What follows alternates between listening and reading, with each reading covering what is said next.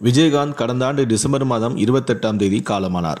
அவரது உடலுக்கு விஜய் உட்பட பல முன்னணி பிரபலங்கள் நேரில் வந்து அஞ்சலி செலுத்தினர். அன்று வர முடியாதவர்கள் அடுத்தடுத்த நாட்களில் அவரது நினைவிடத்திற்கு வந்து கண்ணீர் மல்க அஞ்சலி செலுத்தினர்.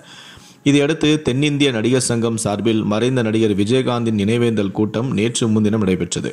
அதிலும் பல்வேறு திரைப்படங்கள் கலந்து கொண்டனர். ஆனால் இந்த நிகழ்ச்சிகளில் வருவார்கள் என்று எதிர்பார்க்கப்பட்ட நடிகர்களான வடிவேலு மற்றும் அஜித்குமார் கடைசி வரை வரவே இல்லை. இந்நிலையில்தான் நினைவேந்தலுக்கு கூட வராதவர்கள் குறித்து விஜயகாந்தின் மனைவியான பிரேமலதா தற்போது வீடியோ ஒன்றை வெளியிட்டிருக்கிறார். அதில் அவர் பேசும்போது, என்னுடைய கணவர் விஜயகாந்தின் நினைவேந்தலுக்கு வந்திருந்த உங்கள் அனைவருக்கும் நன்றி. என்னுடைய வாழ்க்கையின் எல்லா காலகட்டத்திலும் எதிர்நீச்சல் போட்டு வெற்றி பெற்றதோடு அனைவரையும் சமமாக நடத்தும் பண்பாலும் அன்புள்ள கொண்ட உதவும் குணத்தாலும் மக்களின் உள்ளத்தில் நீங்கா இடத்தை பிடித்தவர்தான் விஜயகாந்த்.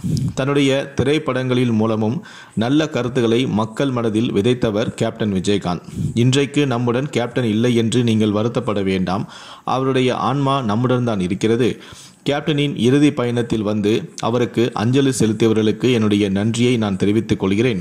அன்று வர முடியாதவர்கள் அடுத்தடுத்த நாட்களில் கேப்டன் நினைவிடத்திற்கு வந்து அஞ்சலி செலுத்திவிட்டு வீட்டிற்கும் வந்தீர்கள். உங்களுக்கும் என்னுடைய நன்றியை நான் தெரிவித்துக் கொள்கிறேன்.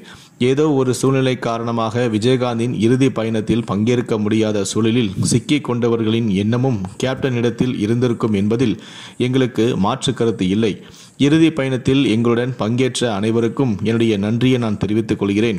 கேப்டன் இருக்கும் பொழுது சில உதவிகள் உங்களுக்கு கிடைத்திருக்கும்.